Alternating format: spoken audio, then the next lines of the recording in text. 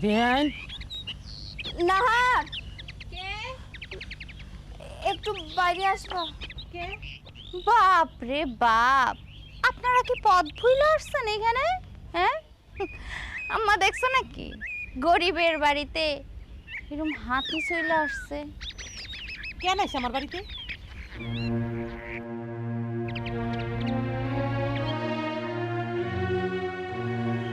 বোন, আমি আসলেই মাথা খাইতে এসি, তবে আপনার না, আপনার ফোলার না, আপনার সংসারও না, আমার নিজের মাথা খাইতে এসি।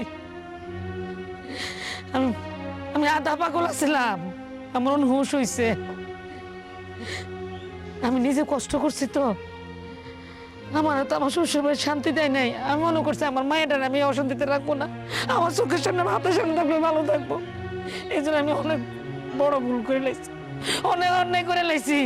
আমি জানি এটার ক্ষমা হয় না, মাফ হয় না, কিন্তু আজকে আপনি আমার ক্ষমা না করলে আল্লাহ আল্লাহ আমার মাফ করতো না।